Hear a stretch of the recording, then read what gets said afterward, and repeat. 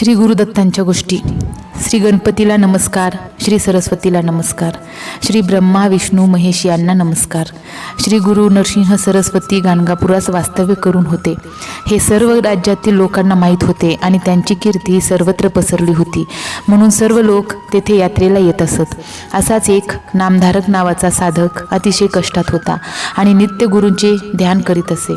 त्याने गुरुदर्शनात जाण्याचा बेत केला आणि दृढ निश्चय करून तो निघाला. एकतर तहान भूक विसरून एकतर गुरूंचे दर्शन तरी घेईन, नाहीतर हा जड देह टाकीन, अशा निर्धाराने तो निघाला. निरनिराळ्या तऱ्हेने गुरूंची स्तुती करीत दर्शन देण्यासाठी त्याने विनवणी केली. तेव्हा कृपावंत होऊन आपणहून श्री गुरु त्याच्याजवळ आले. गुरुमुनी येताच नामधारकाने त्यांच्या चरणावर मस्तक ठेवून त्यांना वंदन केले. त्यांची पूजाही केली. त्या नामांकित साधकाच्या हृदयात श्री गुरु स्थिर झाल्यामुळे तो अतिशय आनंदित झाला. तात्पर्य, सर्व प्रकारचा अभिमान टाकून लीन होऊन कळकळीने तळमळीने टाहू फोडून प्रार्थना केल्याशिवाय, मनोभावे स्तुती केल्याशिवाय ईश्वर प्रसन्न होत नाही. नामधारक साधकासारखे तन्मय होऊन आपणही प्रार्थना केली तर तो चिन्मय भगवान आपल्यावरही कृपा करील.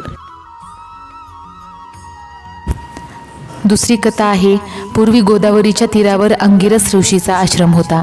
तेथे अनेक ब्रह्मश्री तप करीत असत. त्यात पैलमुनीचा पुत्र वेदधर्म म्हणून एक विप्र होता. वेदशास्त्राचा अभ्यास करणारे अनेक शिष्य त्याला होते. त्यात दीपक नावाचा एक प्रसिद्ध शिष्य होता. गुरुसेवा करता करता शास्त्रे व पुराणे यांच्या अभ्यासात तो प्रवीण झाला होता. एके दिवशी वेदधर्माने आपल्या सर्व शिष्यांना बोलावून म्हटले, जर तुमची माझ्यावर प्रीती असेल तर मी सांगतो ते श्रवण करा. शिष्य गुरूंना म्हणाले, गुरुवर्य, तुम्ही जे जे सांगाल ते आम्ही ऐकू, स्वीकारू. तुम्हीच आमचे तारक आहात याचा आम्हाला भरवसा वाटतो. शिष्यांचे बोलणे ऐकून वेदधर्माच्या मनाला संतोष झाला. त्याने दीपकसह सर्व शिष्यांना उद्देशून म्हटले, माझे एक पूर्वजन्मी केलेले कर्म आहे. मी सहस्त्रावधी जन्मात महापाप केले आहे. मी अनुष्ठान केल्याने त्यातील पुष्कळशी पाप धुवून गेले आहे, पण काही उरले आहे ते भोगल्याशिवाय संपणार नाही. मी जर माझ्या तपाच्या सामर्थ्याने त्या पापाची उपेक्षा केली तर ते मोक्षाच्या आड येईल, म्हणून त्या घोर पापाचा काहीही करून निराश करावा लागणार आहे. स्वतःचे कर्म स्वतःच्या देहाने भोगल्याशिवाय त्याचा निराश होणार नाही, हे नक्की जाणून ते मी भोगायला तयार आहे. या पापाची निष्कृती होण्यासाठी मी वाराणसीला जाणार आहे. तेथे गेल्यास पाप शीघ्र नाहीशी होईल. म्हणून तुम्ही मला वाराणसीला घेऊन चला. मी ते पाप माझ्या देहाने भोगीन. त्यावेळी माझाच तुम्ही सांभाळ करावा. या तुम्ही सर्व शिष्यात मला सांभाळायला कोण समर्थ आहे त्याने ते काम अंगावर घ्यावे. असे म्हणून त्यांनी सर्व शिष्यांकडे पाहिले. शिष्यातील दीपक नावाचा शिष्य गुरुला म्हणाला, पाप भोगता भोगता देहाचा नाश होईल. दुःखाचा भोग ओढावून घेऊ नये. त्याचा लवकर प्रतिकार करावा, परिहारार्थ उपाय करावा.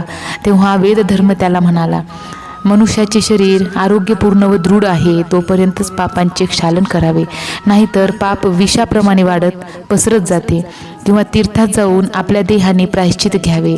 देहातच भोग भोगून पापापासून आपण निश्चितपणे मुक्त झाल्याशिवाय स्वतःला मुक्ती नाही. देव असोत, ऋषी असोत, मानव व इतर कोणीही प्राणी असोत, आपले पाप आपणच भोगल्याशिवाय त्याचे क्षालन होत नाही. दीपक गुरुला म्हणाला, स्वामी, मला आज्ञा करावी. मी स्वतःच्या सर्व शक्तीनिशी आपली सेवा करीन. निसंकोच आणि संकोच न करता सांगावे. दीपकाचे वचन ऐकून गुरु वेदधर्म म्हणाला, त्या पापामुळे मी कुष्ठाने अंग झडलेला, आंधळा पांगळा असा होईल. मला 21 वर्षे फार सांभाळावे लागेल. जर तुझा निर्धार असेल तरच तू हे काम अंगावर घे. दीपक म्हणाला, गुरुवर्य, मीच 21 वर्षे कुष्ठी होईन, आंधळा होईन. मोठ्या आनंदाने तुमचे भोग मी भोगून पापाचा निराश करीन. मी तुमच्या पापाची निष्कृती करीन. स्वामी, मला आज्ञा द्या. असे म्हणून दीपक गुरुच्या पाया पडला. शिष्याचे बोलणे ऐकून वेदधर्म मुनीला संतोष वाटला. त्याने पापाचे लक्षण शिष्याला नीट सविस्तर सांगितले. आपले पाप आपल्यालाच भोगावे लागते. ते मुलाला किंवा शिष्याला घेता येत नाही. स्वतःच्या देहाने भोगल्याशिवाय ते नष्ट होत नाही. म्हणून माझ्या पापाचा दुःख भोग मी आपला भोगीन. तू माझा देह 21 वर्षे सांभाळ. एवढेच तू कर. अरे, ज्यांना रोगाची पीडा होत असते त्यांचा सांभाळ करणाऱ्यास रोग्यापेक्षा जास्त कष्ट होतात हे समजून घे. म्हणून मी स्वतःच्या देहानेच पाप भोगीन, तू मला काशीच घेऊन चल.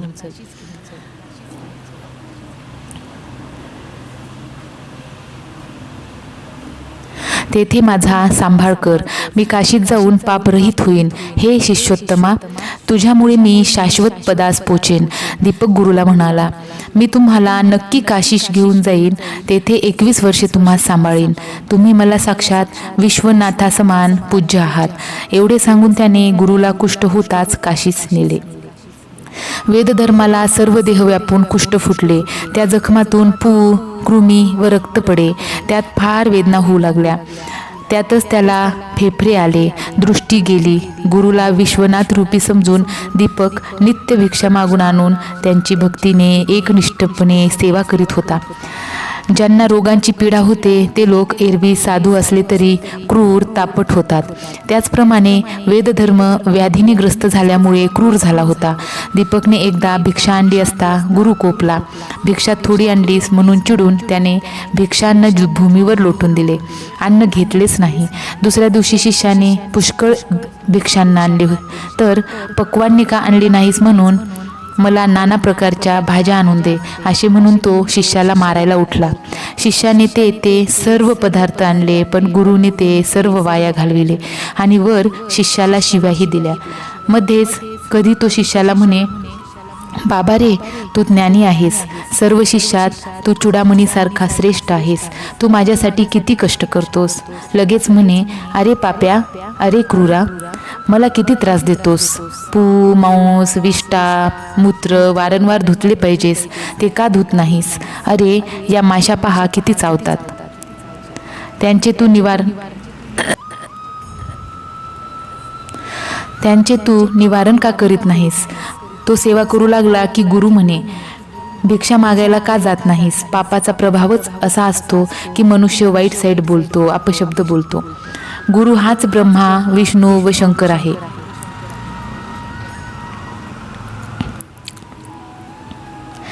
गुरु हाच ब्रह्मा, विष्णू व शंकर आहे असे मानून दीपक गुरुची सेवा करीत होता.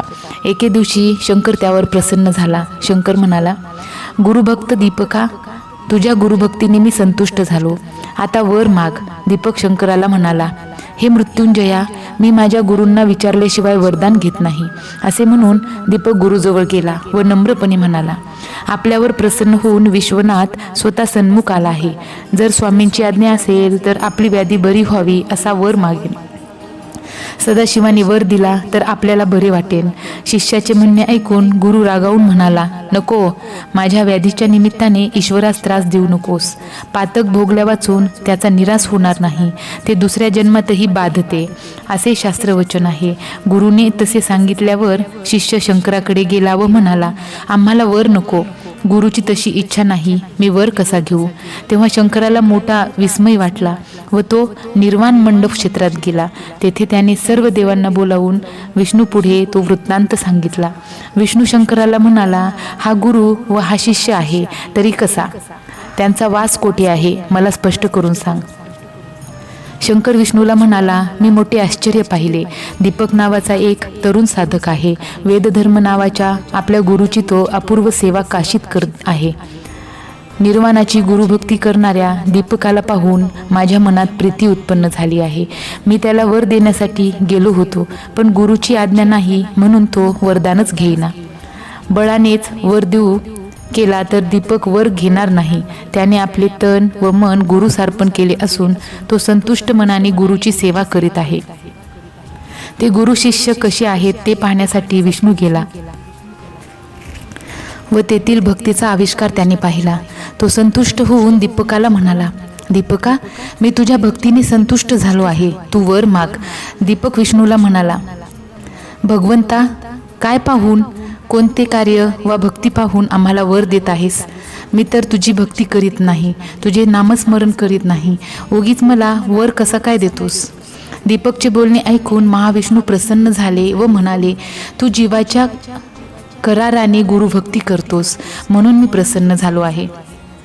तुझी गुरुभक्ती मला पावली आहे. जे लोक मातापितरांची सेवा करतात तीही मलाच मिळते. एखाद्या सज्जन ब्राह्मणाला, यतीला, योग्याला, तपस्व्याला केलेला नमस्कार मलाच मिळतो. ते ऐकून दीपक अधिकच नम्रपणे म्हणाला, हे ऋषिकेशा, सर्व ज्ञान गुरुपासून मिळते. ब्रह्मा, विष्णू, महेश ही त्रयी गुरूंमुळेच वश होते. सर्व योगी व सिद्ध यांना गुरु वाचून कोणाकडेही ज्ञान मिळत नाही. आणि ज्ञान होताच ईश्वर कोठे दूर राहणार ते मला सांगा. जोवर तुम्ही मला देता तोच गुरुही देतील, म्हणून मी श्री गुरुराजांची भक्ती करतो. तेव्हा विष्णू संतुष्ट होऊन उद्गारला, आहा, तूच माझा प्राण, सर्व शिष्यांचा चुडामणी, तू माझा सरळ मनाचा श्रेष्ठ भक्त आहेस. मी तुला वश झालो आहे. तुझ्या मनात असेल तू वर माग. दीपक म्हणाला, जर आम्हाला वर देणार असशील तर माझ्या मनात अधिक गुरुभक्तीच निर्माण होईल असे करावे. मी निजरूपात गुरुला ओळखीन असे ज्ञान मला द्यावे. असे म्हणून दीपक विष्णूच्या पाया पडला. तेव्हा विष्णूने प्रसन्न मनाने म्हटले, मी हा वर तुला दिला. तू गुरुला ओळखलेस. तू उत्कृष्टात उत्कृष्ट वाणीने श्री गुरूंची स्तुती कर. ज्या ज्या वेळी तू गुरुची भक्तीने स्तुती करशील त्या त्यावेळी मी संतुष्ट होईन, कारण ती आमचीच स्तुती असेल. ज्याच्या हृदयात गुरुचे स्मरण असते तो तिन्ही लोकात पूज्य होय. जेव्हा माझा शंकराचा ब्रह्मदेवाचा प्रसाद माणसावर होतो तेव्हाच त्याच्या हातून गुरुसेवा घडते. वर मिळाल्यावर दीपक गुरुजवळ गेला. तेव्हा गुरुने त्याला विचारले, हे शिष्या, विष्णूने तुला काय दिले ते सांग, म्हणजे माझे मन स्थिर होईल. दीपक म्हणाला, मला ऋषिकेशाने वर देऊ केला तेव्हा मी म्हटले, माझी गुरुभक्ती दृढ व्हावी. तेव्हा मी शुद्ध अंतकरणाने दृढ भक्ती करीन. तुमच्या चरणी माझी अनन्य दृढ भक्ती राहील, असा वर त्याने दिला. हे ऐकून गुरु संतुष्ट झाला व त्याने दीपकाला आशीर्वाद दिला. दीर्घायुषी होऊन तू काशीपुरीत निवास करशील. तुला वाचासिद्धी प्राप्त होईल व कुबेराचे नवविधी तुझ्या दारी सदा उपलब्ध होतील. शंकर तुला नित्य प्रसन्न राहतील. तुझे स्मरण जे करतील त्यांचे कष्ट दूर होतील व तुझी आठवण काढताच ते श्रीमंत होऊन सुखाने राहतील. याप्रमाणे गुरु वेद धर्म शिष्याला प्रसन्न झाला व त्याच क्षणी त्याचा स्वतःचा देह दिव्य झाला. शिष्याची कसोटी पाहण्यासाठीच गुरु कुष्ठी होऊन क्लेश भोगत आहे असे दाखवत होता. तो परम तपस्वी होता व पूर्ण पाप रहित झाला होता. तात्पर्य, गुरु व्यक्ती नसून तत्व आहे. गुरुभक्ती, गुरुच्या ठिकाणी अनन्य भाव हाच तारक आहे. गुरुसेवा करताना मनोजय आपोआप होतो. सरसकट सर्वांवर कलीचा प्रभाव पडत नाही. सन्मार्ग कलियुगात अल्पकाळात जास्त फलदायी ठरतो. व्यक्तिमात्राने गुरुसेवा, देवसेवा, संत संगती व भक्ती यांचीच कास धरावी. पुढची कथा. पूर्वी अंबरीश नावाचा एक द्विज राजा होता. तो निर्धारपूर्वक द्वादशी व्रत करीत असे. सर्व काळ हरिचिंतन करीत असे. त्याच्या व्रताचा भंग करण्यासाठी दुर्वास ऋषी द्वादशीला अतिथी म्हणून त्याच्याकडे आले. ती द्वादशी अशी होती की सूर्योदयानंतर एक घटकेच्या आत उपवास सोडवायचा होता.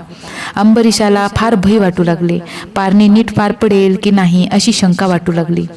दुर्वास ऋषी येताच अंबरीशाने विनवणी केली, आज एक घटिकाच साधन द्वादशी आहे, तेव्हा कृपा करून आपले प्रातनुष्ठान लवकर समाप्त करून भोजनाला घटकेच्या आत यावे.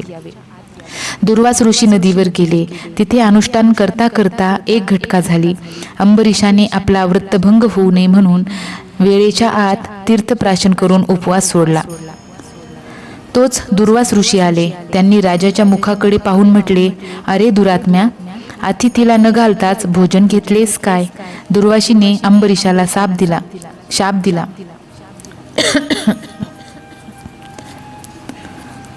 दुर्वासांनी अंबरीशाला शाप दिला, तुला प्रत्येक योनीत जन्म घ्यावे लागतील. तोच विष्णू अंबरीशाजवळ येऊन उभा राहिला. ऋषीचे वचन खोटे होणार नाही हे जाणून अंबरीशाने विष्णूचे चरण धरले.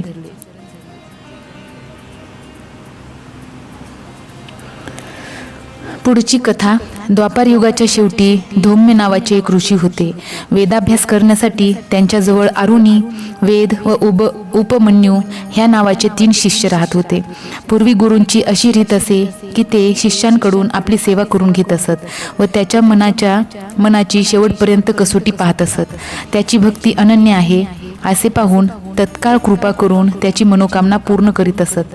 धौम्य ऋषी असेच होते. त्यांनी एक दिवस अरुणीला आज्ञा दिली, तू आता शेतात जा व तेथील जमीन तृप्त होईपर्यंत शेताला पाणी दे. तळे शेतापेक्षा खालच्या पातळीवर आहे, तेथे पाणी नेऊन घाल.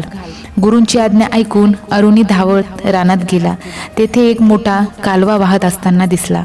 शेतीची जमीन उंच पातळीवर असल्यामुळे दगडगोटे आणून पाणी अडवण्याचा तो प्रयत्न करू लागला, परंतु पाण्याला जोर असल्याने काही उपयोग होत नव्हता.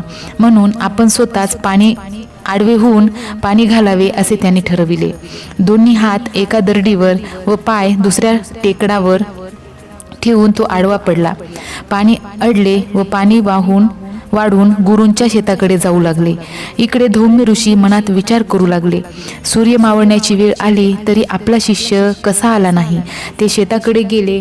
शेतात सर्वत्र पाणी झाले आहे असे त्यांना दिसले, पण शिष्य कोठेही दिसेना. ते शिष्याला प्रेमाने हाक मारू लागले. त्या हाका ऐकून अरुणी तेथून उठला व गुरूंजवळ येऊन भक्तिभावाने गुरूंना वंदन केले. धौम्य मुनींना फार आनंद झाला. त्यांनी अरुणीला जवळ घेऊन वर दिला. तुला आता वेद, शास्त्र, व्याकरण इत्यादी सर्व विद्या आल्याच म्हणून समज. गुरूंनी असे म्हणताच अरुणी तत्काळ महाज्ञानी झाला. धौम्य ऋषीने त्याला घरी जाण्याची व विवाह करून गृहस्थाश्रम स्वीकारण्याची आज्ञा दिली. दुसरा शिष्य वेद. त्याची परीक्षा पाहण्यासाठी धौम्य गुरु त्याला म्हणाले, तू अहोरात्र शेतावर राहून राखण करून धान्य आश्रमात घेऊन ये. तो आनंदाने शेतात गेला. शेत पिकेपर्यंत त्याने अहोरात्र कष्ट केले. धान्याची रास झाली.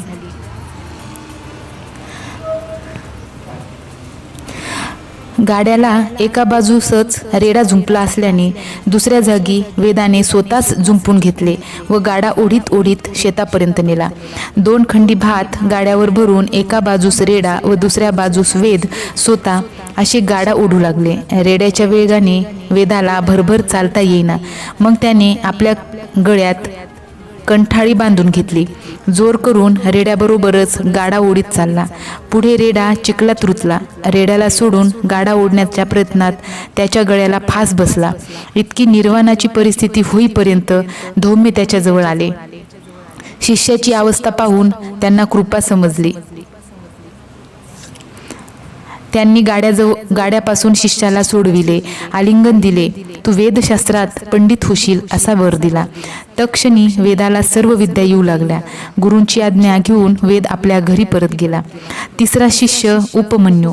तो जास्त खात असे, त्यामुळे त्याची मती स्थिर राहत नसे. धौम्य त्याला म्हणाले, तू नेहमी गुरे घेऊन रानात जा, त्यांना गवत चरू दे. गुरूंच्या आज्ञेप्रमाणे उपमन्यू गुरांना चारायला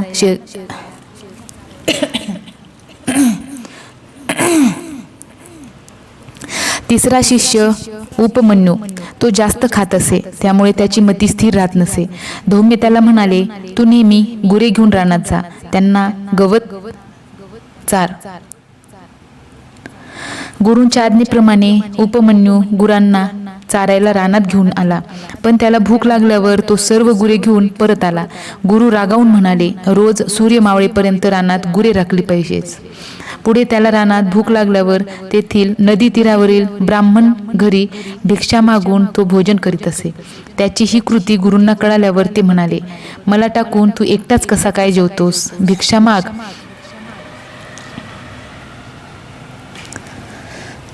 पण रोज ती आश्रमात आणून दे. मग गुरांमागे रानात जाऊन रात्री गुरे परत घेऊन ये. दुसऱ्या दिवशी घरी आणलेल्या भिक्षेमधून तो जेवला, पण त्याने पोट न भरल्याने तो पुन्हा भिक्षा मागून आणून जेवत असे. तो अंगाने चांगलाच स्थूल झालेला पाहून काही दिवसांनी गुरूंनी चौकशी केल्यावर त्यांना कळले की उपमन्यू रोज 2दा भिक्षा मागतो. एक वेळची भिक्षा घरी आणून देतो व दुसऱ्या वेळची भिक्षा तो स्वतः भक्षण करतो. हे ऐकताच धौम्य मुनी संतापले व उपमन्यूला म्हणाले, दोन्ही वेळेची भिक्षा तू घरी आणून दे. गुरूंच्या आज्ञेप्रमाणे उपमन्यू वागू लागला. नंतर त्याला जेव्हा रानात भूक लागे त्यावेळी गाईच्या आचळातून वासरू दूध पिताना ते दूध जमिनीवर सांडे. ते आपल्या ओंजळीत पकडून तो पोट भरू लागला. शिष्याचा स्थूलपणा टिकलेला पाहून गुरूंनी चौकशी करता कळले की उपमन्यू वासरांची उष्टे दूध पितो. गुरु शिष्याला म्हणाले, अरे उष्टे खाऊन बुद्धी नष्ट होते. आजपासून तसे उष्टे दूध तू पिऊ नकोस. आता आहारासाठी त्याने रुईची पाने तोडून त्यात झाडांचा पांढरा चीक धरून तो भक्षण करू लागला. ते त्याच्या डोळ्यात गेले. तो अंध झाला. गुरूंना शोधित रानात जात असता आडात पडला. सूर्यास्त झाला. अजून शिष्य परत न आल्याने धौम्य मुनी रानात गेले. त्यांना गुरे दिसली पण उपमन्यू कुठेही दिसेना. म्हणून ते हाक मारू लागले. उपमन्यूने ओ दिल्यावर ते आडापाशी आले. उपमन्यूचा वृत्तांत ऐकून त्यांना दया आली. त्यांनी शिष्याला अश्विनी कुमारांची स्तुती करण्यास सांगितले. तसे केल्यावर उपमन्यूला पुन्हा दृष्टी आली. आडातून बाहेर येऊन त्याने गुरूंना वंदन केले. धौम्य मुनी संतुष्ट झाले. त्यांनी प्रसन्नतेने शिष्याच्या मस्तकावर हात ठेवला. तत्क्षणी उपमन्यूला वेदशास्त्राचे पूर्ण ज्ञान झाले. त्यानंतर गुरूंच्या आज्ञेवरून तो घरी परतला व विवाह करून तो सुखाने राहू लागला. तात्पर्य, गुरुला संतुष्ट केल्यावर वेदशास्त्रे अवगत होण्यास क्षणाचाही विलंब होत नाही.